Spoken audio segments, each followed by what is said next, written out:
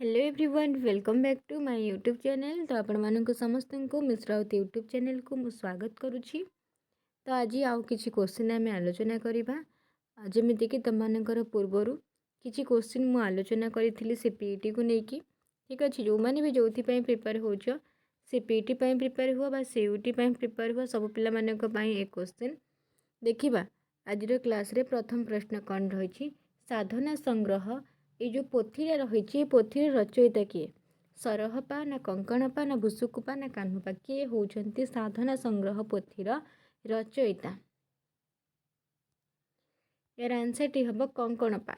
से भली भाव में तुम मानक खोजार अच्छी सरहपांकर कौ पोथी रही भुसुकुपांकर कौ पोथी रही कान्हुपांकर कौ पोथी रही सब कौन सब लेखा रही से गुड़िक तुम मानक जानवाक पड़ो।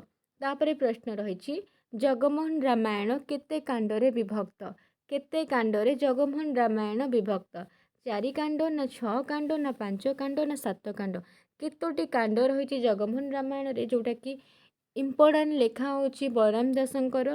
ये जगमोहन रामायण बहुत इम्पोर्टाट लेखा ठीक अच्छे कहार ना बलराम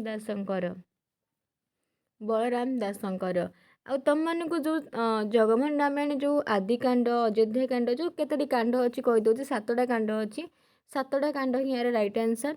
तुम मानक ये जानवर अच्छी से 7टा जो कांड अच्छी ता भितर कौन कौन अच्छी आदि कांड कौन वर्णना कर जाइछि अयोध्या कांड कौन वर्णना कर जाइछि देन तुम मानकर जो अच्छी किष्किंधा कांड लंका कांड जहाँ भी सुंदरा कांड सबु कांड गुड़िक कौन कौ कथा कहुई तुम मानक से जिनसा जानवर अच्छी ठीक अच्छे।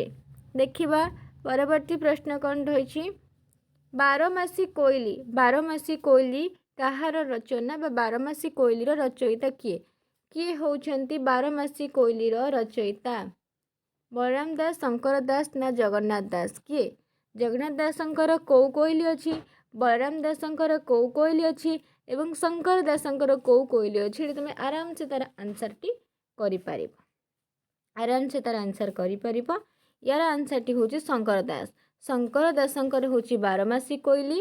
देन जदि आम जगन्नाथ दासंक कथा देखिबा तांकर होची कौन जगन्नाथ दासंकर अर्थ कोइली बलराम कर जदि देखिबा तांकर कौन ना कांत कोइली ठीक अच्छे। यही जो कोइली गुड़िक कहार कौन अच्छी आपको टिके मन रखियो केवल जे आंकर अच्छी ता नुहे आहरी बहुत सारा कोइल रही। तापर प्रश्न रही ओडिया भागवत केउं वृत्तरे रचित ओडिया भागवत केउं वृत्तरे रचित दांडी वृत्त ना नवाक्षरी वृत्त ना अष्टाक्षरी वृत्त ना सप्ताक्षरी वृत्त यार आंसर टी कौन हम ओडिया नवाक्षरी ओडिया भागवत केउं वृत्तरे रचित यार आंसर टी तुम्हें मैंने कमेंट माध्यम जनइब जो मैंने भी आज क्लास टी करुच जो मैंने क्वेश्चन आंसर सब देखुच निहाती भाव में कमेंट्रे जनइब कि ओडिया भागवत केउं वृत्तरे रचित ठीक अच्छे। परवर्ती प्रश्न रही रुद्र सुधानिधि ग्रंथ रे केउं धर्मर कथा कुहाଯାଇଛି केउं धर्म कथा रुद्र सुधानिधि ग्रंथ रे कुहाଯାଇଛି शैव धर्म बौद्ध धर्म ना महिमा धर्म यार आंसर टी कौन हेबो।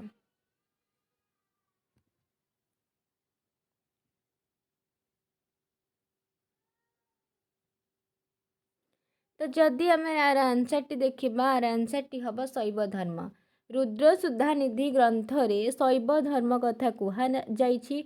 रुद्र सुधानिधि कहार लेखा रुद्र सुधानिधि रे कौ कथा वर्णना कराई ए सब को टिके नजर दब। तापर प्रश्न रही अभिनव चैतन्य कहार अभिशाप रे मानव जन्म नेले अभिनव चैतन्य से कहार अभिशाप रे मानव जन्म नेइथिले गणेशंकर ना शिवंकर ना पार्वतींकर ना विष्णुंकर कहार अभिशाप पाइकी सी मानव जन्म नेइथिले। तो यार आंसर टी हम शिवंकर अभिशाप रे सी मानव जन्म पाइथिले। तापर प्रश्न रही कोमल वर्ण कोमल युक्ताक्षर केउं रीति रे देखा जाए कोमल वर्ण कोमल युक्ताक्षर केउं रीति रे देखा जाए ବୈଦର୍ଭୀ ନା ଗୌଡ଼ି ନା ପାଞ୍ଚାଳି ନା ଲାଟି କେଉଁଥିରେ ଦେଖାଯାଏ କୋମଳ ବର୍ଣ୍ଣ ଆଉ କୋମଳ ଯୁକ୍ତାକ୍ଷର? ଏହାର ଆନ୍ସରଟି କ'ଣ ହେବ? ବୈଦର୍ଭୀ ହେବ ନା ଗୌଡ଼ି ହେବ ନା ପାଞ୍ଚାଳି ହେବ ନା ଲାଟି ହେବ? ମୁଁ ରୀତି ପଢ଼ିଲା ବେଳେ ବହୁତ ଭଲ ଭାବରେ ତାର ସବୁ ଲକ୍ଷଣ କହିଛି, ତାର ଗୁଣ କହିଛି, ସବୁ କିଛି ତମମାନଙ୍କୁ କହିଛି। କେଉଁଟା କ'ଣ ହେବ? ତାର ଆନ୍ସରଟି ହେବ ବୈଦର୍ଭୀ। ବୈଦର୍ଭୀ ରୀତିରେ କୋମଳ ବର୍ଣ୍ଣ କୋମଳ ଯୁକ୍ତାକ୍ଷର ରହିଥାଏ, ତା ସହିତ ତାର ଗୁଣ ଥାଏ ମାଧୁର୍ଯ୍ୟ। ଗୌଡ଼ି ରୀତିରେ କ'ଣ ହୁଏ ନା କଠିନ ବର୍ଣ୍ଣ କଠିନ ଯୁକ୍ତାକ୍ଷର ରହିଥାଏ, ତା ସହିତ ତାର ଗୁଣ ଯଦି ଆମେ ଦେଖିବା ଔଜହ ଥାଏ। ଠିକ୍ ଅଛି, ଏହିପରି ଭାବରେ ରୀତିର କ୍ଲାସ୍କୁ କଲେ ତୁମମାନେ ରୀତିରେ ଯାହା ବି କୋଶ୍ଚିନ୍ ଆସିବ, ଯଦି ତୁମମାନେ ମୋର ରୀତିର କ୍ଲାସ୍ଟିକୁ କରିଥିବ, ରୀତିର ଯାହା ବି ପ୍ରଶ୍ନ ପଚାରିବ ତୁମେ ସେସବୁ ପ୍ରଶ୍ନର ଉତ୍ତର ଦେଇପାରିବ। ଠିକ୍ ଅଛି, ପରବର୍ତ୍ତୀ ପ୍ରଶ୍ନ ରହିଛି ଭୌଜ ଭୌଜକ ସମ୍ବନ୍ଧ କେଉଁ ବାଦରେ କୁହାଯାଇଛି? ଯେଉଁ ଆମର ରସ ଉପରେ କୁହାଯାଇଛି, ରସ କଥା ଯେଉଁ ଅଛି ସେଇଥିରେ ତୁମମାନଙ୍କର ଯେଉଁ ଭୁକ୍ତିବାଦ ଉତ୍ପତ୍ତିବାଦ ଅନୁମିତିବାଦ ଅଭିବ୍ୟକ୍ତିବାଦ ରହିଛି, ସେଇ ବାଦ ଗୁଡ଼ିକରେ ତୁମମାନଙ୍କର ଏଇ ଭୌଜ ଭୋଜକ କଥା କୁହାଯାଇଛି ବା ନିଷ୍ପତ୍ତିକୁ କାହା ଅର୍ଥରେ ଗୋଟେ ଗ୍ରହଣ କରାଯାଇଛି, ସଂଯୋଗକୁ ବା ଯେଉଁ ରହିଛି ନା ଆମର କୁହାଯାଇଛି ନା ବିଭାବ ଅନୁଭାବ ସଂଯୋଗାତ୍ ରସ ନିଷ୍ପତ୍ତି, ସଂଯୋଗକୁ ବି କାହା ଅର୍ଥରେ ଗୋଟେ ଗ୍ରହଣ କରାଯାଇଛି। ତ ଏଇଟା କ'ଣ ହେବ? କାହା ଅର୍ଥରେ କାହା କେଉଁ ବାଦରେ କୁହାଯାଇଛି ଭୌଜ ଭୌଜକ ସମ୍ବନ୍ଧ ବୋଲି? ଅନୁମତିବାଦରେ କୁହାଯାଇଛି ନା ଅଭିବ୍ୟକ୍ତିବାଦରେ କୁହାଯାଇଛି ନା ଭୁକ୍ତିବାଦରେ କୁହାଯାଇଛି ନା ଉତ୍ପତ୍ତିବାଦରେ କୁହାଯାଇଛି? କେଉଁଠି କୁହାଯାଇଛି? ଜଲ୍ଦି ଜଲ୍ଦି କୁହ। ତ ଆର ଆନ୍ସରଟି ତୁମମାନଙ୍କର କ'ଣ ହେବ ନା ଭୁକ୍ତିବାଦ। ଭୁକ୍ତିବାଦରେ ଭୌଜ ଭୌଜକ ସମ୍ବନ୍ଧ ବୋଲି କୁହାଯାଇଥିଲା, ହେଲା। ଉତ୍ପତ୍ତିବାଦରେ ଅଲଗା କୁହାଯାଇଛି, ଅନୁମିତିବାଦରେ ଅଲଗା କୁହାଯାଇଛି, ଅଭିବ୍ୟକ୍ତିବାଦରେ ଅଲଗା କୁହାଯାଇଛି। ତ ଏଇଠି ଆନ୍ସର ଆମେ କ'ଣ ପାଇଲେ ନା ଭୁକ୍ତିବାଦ। ଭୁକ୍ତିବାଦରେ କୁହାଯାଇଛି ଭୌଜ ଭୌଜକ ସମ୍ବନ୍ଧ ବୋଲି, ଆଉ ଗୋଟେ ବ୍ୟଞ୍ଜନ ସମ୍ବନ୍ଧ ବୋଲି କୁହାଯାଇଛି ଯେଉଁଟା ସେଟା ଅଭିବ୍ୟକ୍ତିବାଦରେ। ଏମିତି ତୁମମାନଙ୍କର ରସ ଉପରେ ଯେଉଁ କ୍ଲାସ୍ ଅଛି ତୁମେମାନେ ସେଇ କ୍ଲାସ୍କୁ କଲେ ୟା ଉପରେ ବି ସବୁ କ୍ଲିଅର୍ ହେଇପାରିବ। ଠିକ୍ ଅଛି, ପରବର୍ତ୍ତୀ ପ୍ରଶ୍ନ ରହିଛି ଦିବ୍ୟ ସ୍ତ୍ରୀ ଉଦ୍ଦେଶ୍ୟରେ କିଏ ବଣରେ ତପସ୍ୟା କରୁଥିଲେ? କିଏ ତପସ୍ୟା କରୁଥିଲେ ଦିବ୍ୟ ସ୍ତ୍ରୀ ଉଦ୍ଦେଶ୍ୟରେ? ଚନ୍ଦ୍ରଭାନୁ ନା ପ୍ରଭାକର ନା ଦିବାକର ନା ଶୁଭକର? କିଏ କରୁଥିଲେ? ମାନେ ଏଇଟା ଲାବଣ୍ୟବତୀ କଥା କୁହାଯାଉଛି। ଉପେନ୍ଦ୍ର ଭଞ୍ଜଙ୍କର ଯେଉଁ ଗୋଟେ କାଳ୍ପନିକ କାବ୍ୟ ଅଛି ଲାବଣ୍ୟବତୀ, ସେଇ କାବ୍ୟର କଥା କୁହାଯାଇଛି। ଏଇଥିରେ ଦିବ୍ୟ ଅସ୍ତ୍ର ଉଦ୍ଦେଶ୍ୟରେ ମାନେ ଦିବ୍ୟ ସ୍ତ୍ରୀ, ଗୋଟେ ଦିବ୍ୟ ସ୍ତ୍ରୀ ପାଇବା ପାଇଁ କିଏ ବଣରେ ତପସ୍ୟା କରୁଥିଲେ ଆଉ କାହା କଥା ବର୍ଣ୍ଣନା କରାଯାଇଛି? ଏଇ ଦିବ୍ୟ ସ୍ତ୍ରୀ କିଏ ପାଇବା ପାଇଁ ଚାହୁଁଥିଲେ? ପ୍ରଥମେ ତ ଜାଣିବାର ଅଛି ଲାବଣ୍ୟବତୀ ଯେଉଁ କୁହାଯାଉଛି, ଲାବଣ୍ୟବତୀ ସହିତ କାହାର ନାଁ ଲିଙ୍କ ଅଛି ନା ଚନ୍ଦ୍ରଭାନୁ। ତାମାନେ ଚନ୍ଦ୍ରଭାନୁ ଏଠୁ କଟିବେ, ଦିବାକର ଶୁଭକର ଏମାନେ ତ ହେବେନି। ତ ଲାବଣ୍ୟବତୀର ପୂର୍ବ ଜନ୍ମରେ ତାର ନାମ ଥିଲା ବାଞ୍ଛାବତୀ, ବାଞ୍ଛାବତୀ ଥିଲା। ତ ସେଇ ବାଞ୍ଛାବତୀକୁ ବା ବାଞ୍ଛାବତୀ ପରି ଜଣେ ସୁନ୍ଦରୀ ସ୍ତ୍ରୀକୁ ପାଇବା ପାଇଁ ବା ସୁନ୍ଦରୀ ନାରୀକୁ ପାଇବା ପାଇଁ କିଏ ତପସ୍ୟା କରୁଥିଲେ ନା ପ୍ରଭାକର ତପସ୍ୟା କରୁଥିଲେ। ଠିକ୍ ଅଛି, କର ତୁମମାନେ ମଧ୍ୟଯୁଗ ରୀତିଯୁଗ ଉପରେ ଯେଉଁ କ୍ଲାସ୍ ସବୁ ହେଇଛି ସେ କ୍ଲାସ୍କୁ କର, ସେଥିରୁ ଜାଣିପାରିବ ଯାହା ବି ଇମ୍ପୋର୍ଟାଣ୍ଟ କୋଶ୍ଚିନ୍ ରହିଛି। ପରବର୍ତ୍ତୀ ପ୍ରଶ୍ନ, ଚନ୍ଦ୍ରଭାନୁଙ୍କର ମାତାଙ୍କର ନାମ କ'ଣ? ଚନ୍ଦ୍ରଭାନୁଙ୍କର ମାତାଙ୍କର ନାମ କ'ଣ ଥିଲା? ସୁକନ୍ୟା, ସୁକନ୍ୟା, ଶଶିରେଖା, ବିଦୁଲତା, ଚନ୍ଦ୍ରକାନ୍ତି। କ'ଣ? ଚନ୍ଦ୍ରଭାନୁ ଯିଏକି ଲାବଣ୍ୟବତୀ ମାନେ ପ୍ରଭାକର ପରଜନ୍ମରେ ଚନ୍ଦ୍ରଭାନୁ ନାମରେ ଜନ୍ମଗ୍ରହଣ କରିଥିଲେ। ସେ ଯେଉଁଠି ଜନ୍ମଗ୍ରହଣ କରିଥିଲେ ସେଇ କଥା ମନେ ରଖିବ, ମାନେ କେଉଁ ରାଜ୍ୟରେ ସେ ଜନ୍ମଗ୍ରହଣ କରିଥିଲେ, କେଉଁ ରାଜାଙ୍କ ଘରେ ଜନ୍ମଗ୍ରହଣ କରିଥିଲେ, ସେଇ ରାଜାଙ୍କ ନାମ କ'ଣ, ତାଙ୍କ ପିତାମାତାଙ୍କ ନାମ କ'ଣ, ଏତିକି ତୁମକୁ ମନେ ରଖିବାର ଅଛି। ଯେଉଁଠି ପାଇଁକି ଏଇ କୋଶ୍ଚିନ୍ଟି ବି ତୁମମାନଙ୍କର ହେଇଛି କ'ଣ ନା ଚନ୍ଦ୍ରଭାନୁଙ୍କର ମାତାଙ୍କ ନାମ ହେଉଛି ଶଶିରେଖା। ଶଶିରେଖା ହେଉଛନ୍ତି ଚନ୍ଦ୍ରଭାନୁଙ୍କର ମାତାଙ୍କର ନାମ। ଠିକ୍ ସେହିପରି ଭାବରେ ବାଞ୍ଛାବତୀ ଯେତେବେଳେ ପରବର୍ତ୍ତୀ ଜନ୍ମରେ ଜନ୍ମଗ୍ରହଣ କରିଥିଲେ, କେଉଁ ରାଜ୍ୟରେ ଜନ୍ମଗ୍ରହଣ କରିଥିଲେ ତାକୁ ମନେ ରଖିବାର ଅଛି ଏବଂ ତାଙ୍କ ମାତାଙ୍କ ନାମ କ'ଣ ତାକୁ ମନେ ରଖିବାର ଅଛି।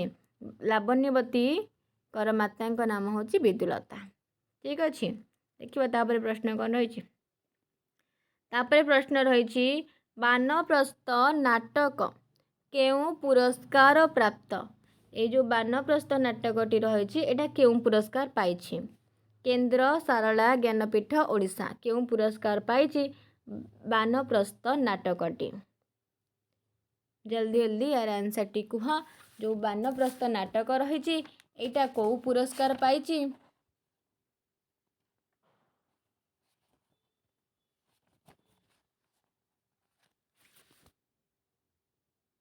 तो यार आंसर टी हम कौन ना केन्द्र बानप्रस्थ नाटक जो रही से केन्द्र पुरस्कार पाइछि।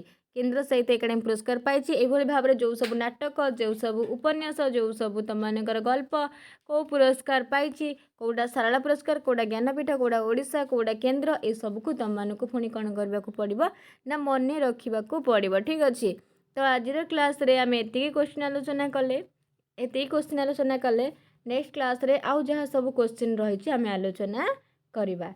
ठीक अच्छे जदि आज क्लासटी तुम मानक उपयोगी होइथिबो बोली लगुच निहाती भाव में पिलाने गोटे लाइक करने सहित निज सांग मानक शेयर करदेव जहाँफल कि से भी उपयोगी हो पार से भी साहाय्य आसीपर। ठीक अच्छे धन्यवाद। जय जगन्नाथ पिला माने।